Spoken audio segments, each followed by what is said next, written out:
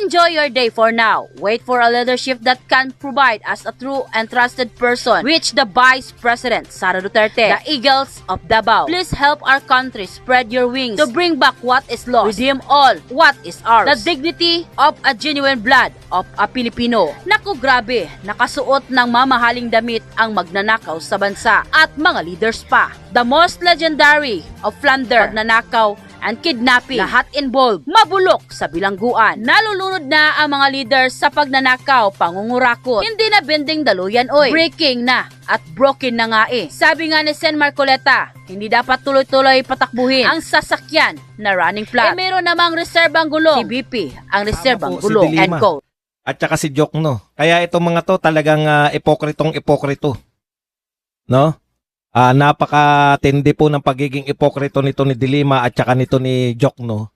Kunwari, justice icon, kunwari human rights defenders. Pero mas importante sa kanila yung pong karapatan ng mga magnanakaw sa Kongreso. Mas pinangangalagaan nila kaysa po sa mga naglalantad ng mga pagnanakaw, no? Yan po ang ginawa nila. Kung meron po tayong kung meron pong tanong kung ano po ang ginawa nila kay Barsaga, bakit po nila sinuspindi? Simple lang po yan. Mas pinahalagahan ng Ethics Committee na kinabibilangan. Nagulat po ako. Akala ko isa sa mga magnono. Akala ko po isa po sa magsasabi na hindi karapat dapat suspindihin. Wala ka talagang aasahan dito. No? Yung mga nagsasabi po na sila po ay makahustisya, yung mga nagsasabi po na sila po ay maka-human rights, ay kasama po sila sa komite. Hindi lang po sila yung simpleng miyembro bumoto ng yes para masuspindi si Barsaga. Sila pa po ay miyembro mismo ng Ethics Committee. Antindi talaga ng kaipokritohan nito ni Dilima at saka nito ni Jokno. Rally pa kayo ng rally. Kung yung karapatan nyong mag-rally, pinaglalaban ng lahat ng tao sa buong mundo. Etong karapatang mag-post sa Facebook, bawal. Yan po ang mga nagkukunwaring nagbabantay, pero sa totoo po, sila po yung mga protektor ng mga magnanakaw. Wala po, yung iba po, yung chairman nila si Abalos, alam na natin yan Abalos ba naman Alam nyo naman, ano niya ba yung si Abalos na DILG? Chewin niya ba? Alam naman natin na bata yan ni Marcos. Pero dito po tayo nagtataka. Sa katulad po ni Dilima at saka nito ni Jokno. Kasi nagpapanggap po sila ng mga human rights defenders. Nagpapanggap po sila na sila po ay para sa hustisya. Kaya po gusto nilang makulong si Tatay Digong. Kaya po gusto nilang mag-resign si BP Sara Duterte. Kasi nga, para sila sa katarungan, anti-corruption sila, no? Para sila sa human rights. Bakit po yung nagsasalita po laban sa mga magnanakaw na si Barsaga nagpo-post sa Facebook? Ano po ba pagkakaiba ng pagpo-post sa Facebook at saka pagrarally? Wala pa kasing rally nung bata kayo. Kayo po, nung kabataan ninyo, kayo yung nagrarally laban kay Marcos Sr., no? Wala pa po kasi nung panahon na yun ng Facebook.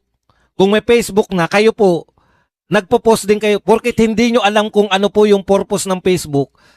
Isa po sa kalayaan sa pamamahayag yung paglalagay sa Facebook. At yung Facebook nga hindi sinasansala. Ibig sabihin, napakahigpit po ng Facebook Napakahigpit po niyan. Yung kanyang community guidelines. Unlike po rito sa TikTok, sa YouTube, mas mahigpit po di hamak yung Facebook. Pero inaalaw nga po ng Facebook yung pong mga post ni Barsaga. Bakit po? Kasi po pinahahalagahan ng Facebook yung kalayaan po sa pamamahayag. Mabuti pa po yung Facebook, hindi po gobyerno yun. Yun po ay isang app lang. Kayo po nagkukunwari, walang bukang bibigyan kundi mga hustisya, human rights, kalayaan, anti-corruption, galit sa magnanakaw. Pero po, ano po ang katotohanan? Ang galit po sila sa mga kumontra sa droga. Galit na galit sila kay Duterte kasi si Duterte po ay kontra droga.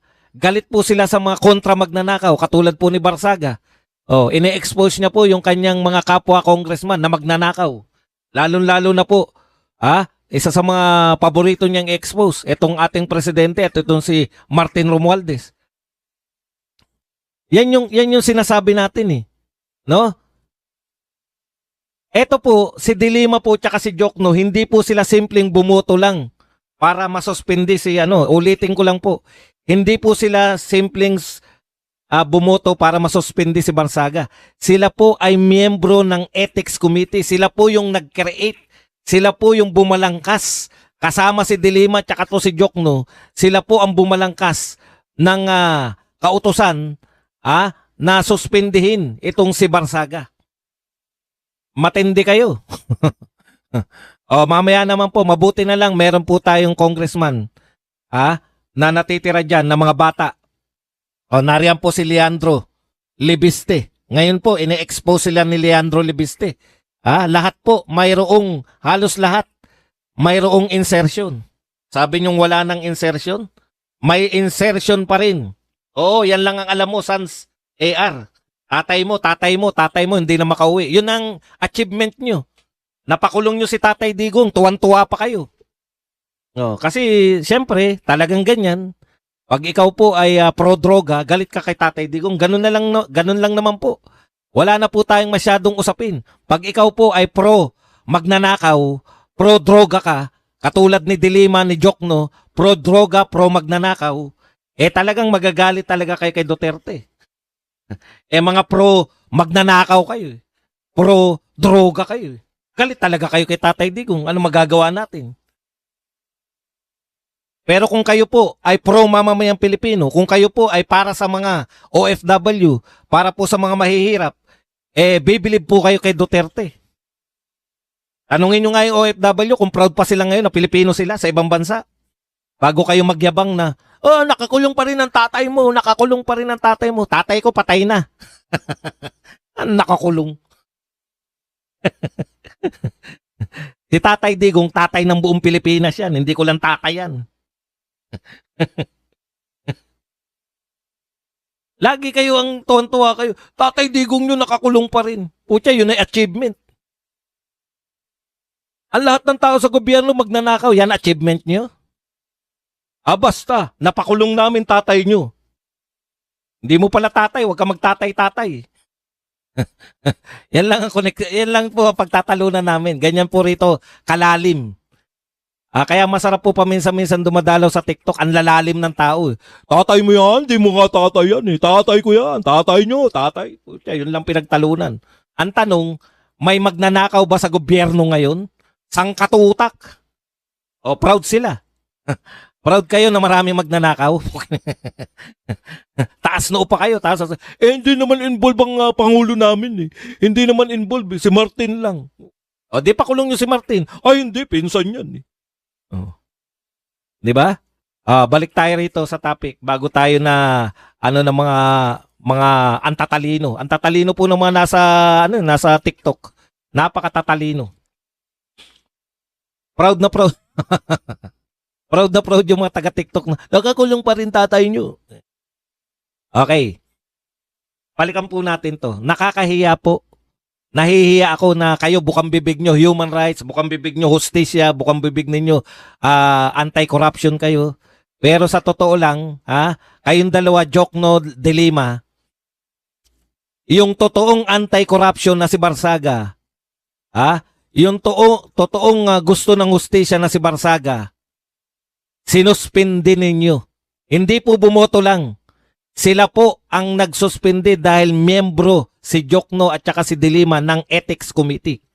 Ganyan po kagrabe. Ngayon, nagtataka kayo bakit galit na galit yung mga tao dyan kay Dilima. Sa totoo lang po, napawalang sala ba talaga si Dilima? Opo. Pero hindi po ibig sabihin wala talaga siyang kasalanan. Kaya napawalang sala yan, bumaliktad ang mga testigo.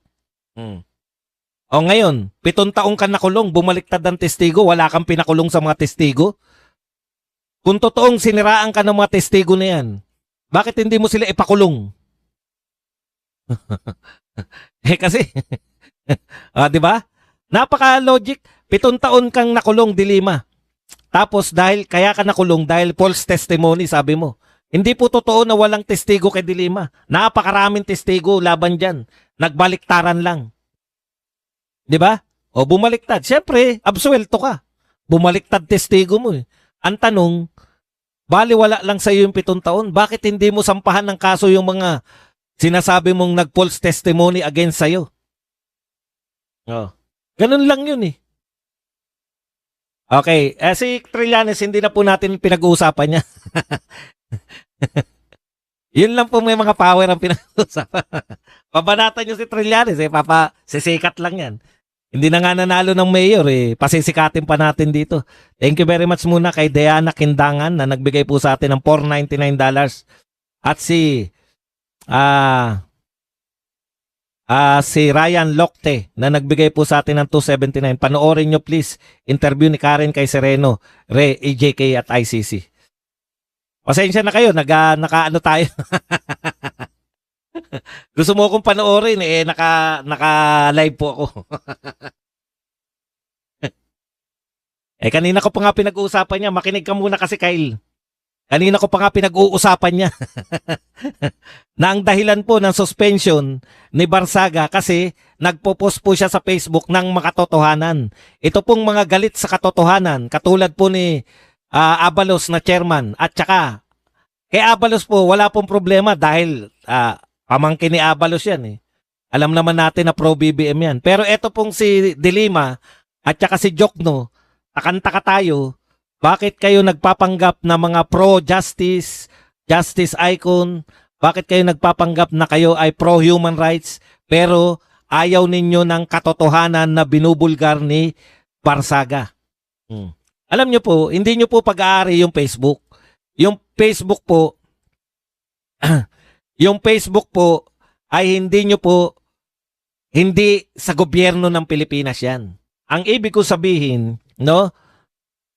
Kung yung Facebook nga hinahayaan si Congressman Barsaga na mag-post ng kanyang mga pinopost, kayo pa ba ang pipigil? Ibig sabihin, hindi lumalabag sa community. Pero sa community po ng mga pro-magnanakaw, sa community po ng mga anti-human rights, wala pong karapatan ang mga kumakalaban sa gobyerno o mga oposisyon sa gobyerno, wala po silang karapatan na mag-post. Yan lang po yun. Okay. Punta na po tayo rito sa sinabi po ni Barsaga tungkol po sa 2 congressman na to. Ito po pahayag, parang ang sama-sama po ng loob ni Barsaga dito po sa 2. Hindi po masama ang loob niya kay Abalos. Alam niya po na pro Marcos talaga yan, pero dito siya masama ang loob. Dito sa 2 na to kay Congressman De Lima at Jokno. Basahin po natin yung sinabi po ni Barsaga. Congressman Barsaga, I mean. Congressman Jokno and Congresswoman De Lima of the Ethics Committee fails to understand that this case will set a precedence for future ethics cases on online expression. Correct. Nakalimutan po ninyo, palibasa, hindi nyo alam kung ano po yung Facebook. Parang ganito po yan eh. Nung panahon nyo, 1970s, nagrarally kayo. Pag pinigilan kayo magrally, di ba sisigaw kayo anti-human rights? Ngayon po yan po katumbas ng pagrarally po. Yung mga Gen Z po, hindi na po nagrarally ng literal. Marami dyan, sila po'y nagpapahayag ng kanila. Noon kasi wala pang social media, kaya po ang pagpapahayag ng mga tao through rallies lamang. Nung panahon ninyo, nung kabataan nyo, De Lima at Jokno. Ngayong matanda na kayo, yung mga kabataan, mayroon po silang paraan ng pagpapahayag ng malaya. Katulad ng pagrarally ninyo nung 1970s o nung 1960s. Nung panahon na kayo'y kabataan pa rin katulad nila. Sana inuunawa nyo. O, kaya po yung nagsusukat lang sa rally, sukatin nyo po yung nanunood sa mga rally.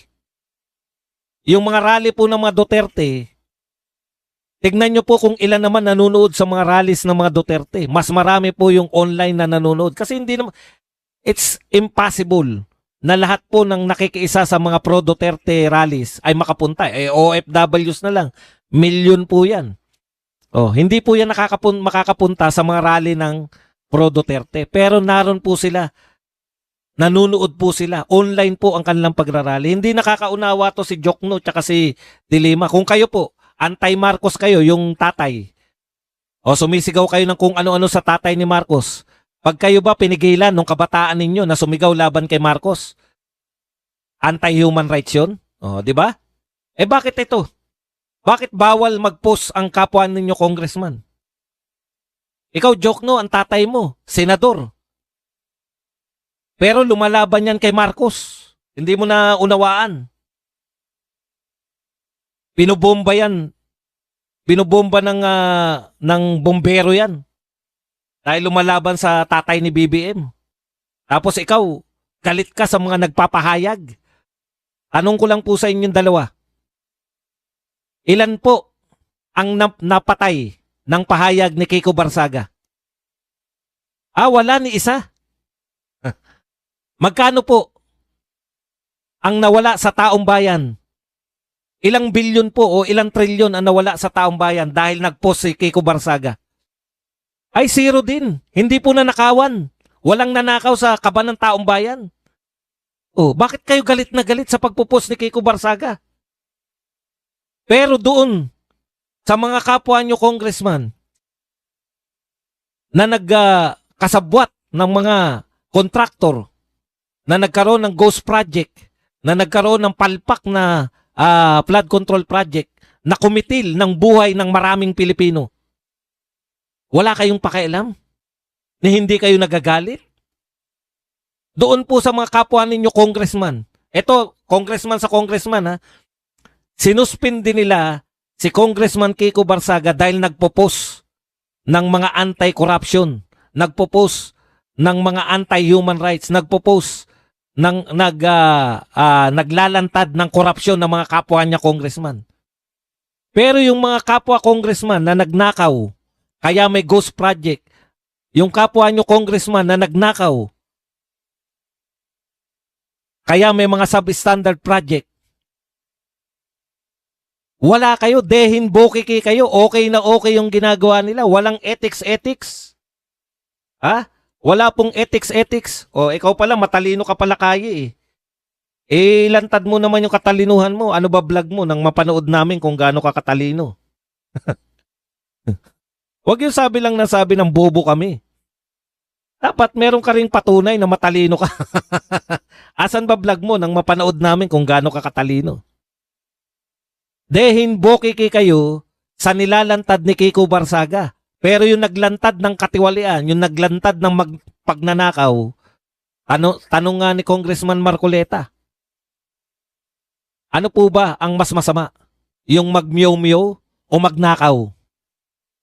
Sabi naman po ni Congressman Libiste, okay lang pala sa Congress ang mga magnanakaw. Nakakahiya kayo. Sabi po yan ng mga batang congressman, mga bagitong congressman.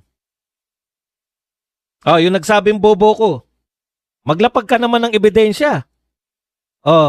Pakita ka naman ng post dyan na matalino ka.